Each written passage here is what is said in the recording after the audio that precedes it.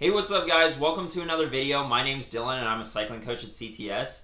And today we're going to be talking about how to lose weight for cycling the right way. There are a lot of weight loss strategies out there, and regardless of what they tell you their secret is, the root of why they cause you to lose weight is because in one way or another you're eating less calories than you previously had. This can be hard to maintain though, which is why most people who go on diets fail and regain the weight back. The strategy I'll be going over here has a lot of science to back up its long-term success and is one of the healthiest ways to go about losing weight. On top of all of this, the science shows it can help boost your recovery after a hard workout. I'm talking about understanding the concept of calorie density and utilizing it in your own diet. I'll explain that concept, go into a little bit of science, and then get into some practical tips that you can use to implement this strategy into your own life, so be sure to stick around for that.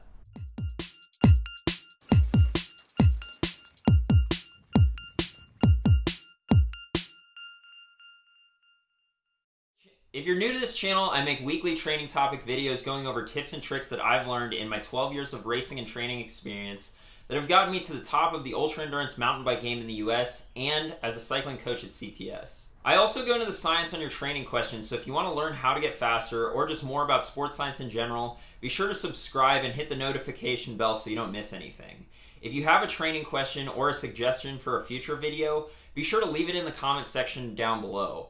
I do my best to answer all training questions in the comments section, but the volume of comments has been really high recently, so I apologize beforehand if I don't get to yours. It's that time of year when race season is fast approaching, and you've gotten in a pretty good base and are doing some good workouts, but you step on the scale and realize that, that saddle I bought that's 20 grams lighter isn't going to make a whole lot of difference when I'm toting around a whole old steel road bike's worth of extra body weight. Or maybe you're not an overweight weight weenie and you're just overweight, and most of the reason you ride your bike is to get healthier and lose weight.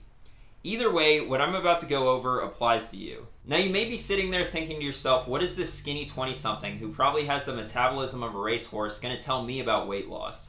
I looked like him when I was his age and I ate whatever I want.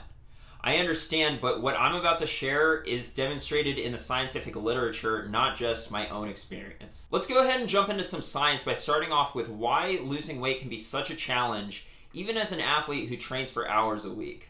For starters, it turns out that the weight loss from exercise might be lower than you think. A review on metabolic adaptations to weight loss in athletes stated that low energy intake and minimal body fat are perceived as indicators of energy unavailability, resulting in a homeostatic endocrine response aimed at conserving energy and promoting energy intake. So basically, as you reduce your food intake and get leaner, your body fights back, and this is for a number of reasons, like changes in energy expenditure, mitochondrial efficiency, and circulating hormone concentrations. Alright Dylan, but I don't need a study to tell me that weight loss is hard, okay?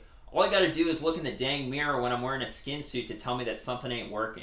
Just get to what I need to know already. Alright, let's jump into it. The strategy I'm talking about involves calorie density. Calorie density is just as the name implies. How many calories are packed into a certain proportion of food? And calorie density varies wildly. 100 grams of potato chips, which is what someone might reasonably eat in one sitting, if they don't just eat the whole bag, is around 536 calories, while a whole head of lettuce is just 53 calories. Wow, such great insight, Dylan. Potato chips have more calories than lettuce. The point I'm making is that the calories in the food we eat varies dramatically, and if we focus our diet on low calorie density foods, then we don't have to reduce our portion size in order to reduce the calories that we consume, and we can stay satisfied and satiated with the amount of food we eat, and we don't have to starve ourselves.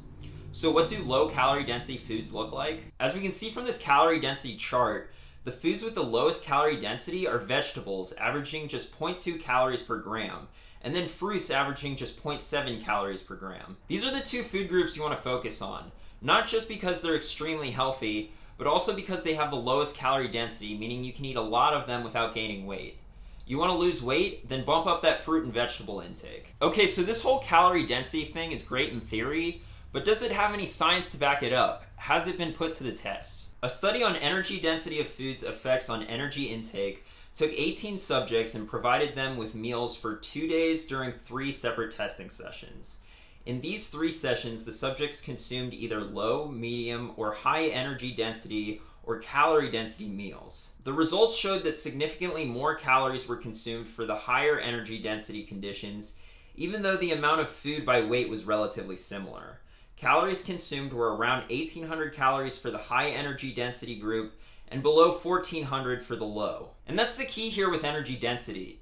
You don't have to reduce your portion size or starve yourself to lose weight.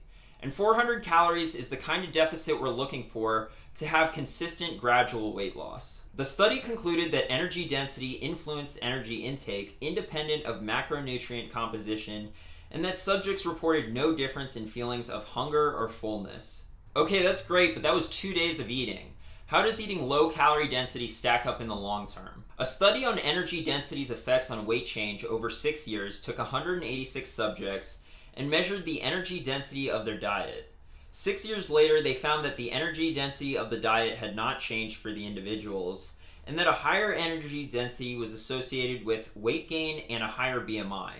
The study concluded that low energy density diets moderate weight gain, and that lower energy density can be achieved by consuming more fruits and vegetables. And these are just 2 studies out of many. A systematic review on dietary energy density and body weight, looking at many studies, concluded that their findings highlight the growing body of scientific evidence suggesting a relationship between energy density and body weight, and that consuming diets low in energy density may be an effective strategy for managing body weight. Okay, so lowering the energy density of your diet by increasing the amount of fruits, vegetables, and other whole foods that you eat will help with your weight, but what does this actually look like in practice? A study done on salad and satiety took 42 subjects and had them eat a meal with a low, medium, or high calorie density salad before a main course of pasta. They manipulated the energy density of the salad by changing the amount of dressing and cheese they put on it. What they found was that a low energy density salad reduced the total caloric intake of the meal,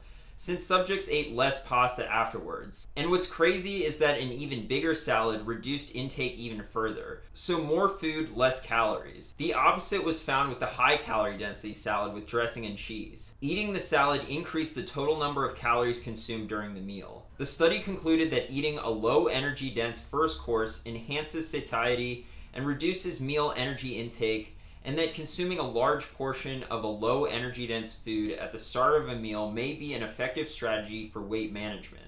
Okay, Dylan, all of this is well and good, but I didn't see any of these studies use athletes. I'm a high performance thoroughbred race machine who won the town sprint at the Tuesday night group ride that one time when the fast guys took a recovery day. Not some, quote, normal study subject. Fair enough, and guess what? The inclusion of high amounts of fruits and vegetables is actually even more important for athletes, not just because it'll lower the calorie density of their diet, but because it'll improve their recovery after hard workouts because of the increased antioxidant intake.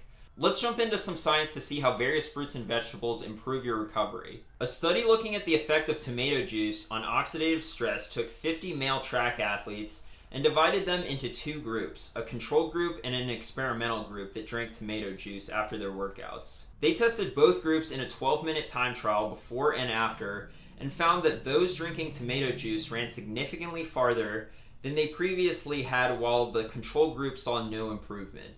The tomato juice drinkers also showed a reduction in markers of oxidative stress, leading to the conclusion that the antioxidant lycopene in the tomato reduced oxidative stress and improved performance. These sorts of findings are all over the scientific literature. A study on lemon juice and exercise-induced oxidative stress found the same thing, concluding that the lemon did not block the cellular adaptive response, but also reduced cellular oxidative damage. Cherry juice has been shown to increase antioxidant capacity after a marathon, leading to aided recovery, and in another study reduced symptoms of exercise-induced muscle damage. That study showed that strength loss after eccentric exercise was 22% with a placebo, but only 4% when subjects consumed cherry juice.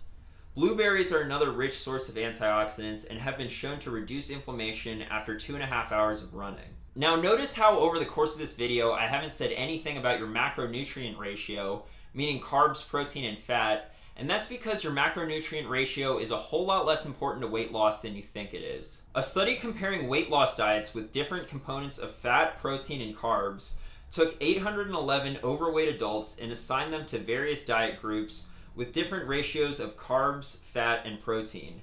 which the subjects followed for 2 years. What they found was that there was no difference in weight loss between the different diet groups. They concluded that reduced calorie diets result in meaningful weight loss regardless of which macronutrient they emphasize. If you're thinking about your diet in terms of macronutrients, then you're thinking about it in the wrong way. Carbohydrates could come from sweet potatoes or candy. Fat could come from walnuts or hydrogenated vegetable oil. What you need to do is focus your diet on whole foods, not processed ones, and in particular, the low calorie density ones like fruits and vegetables. That's the science on how understanding and applying the concept of calorie density to your own diet can help you lose weight.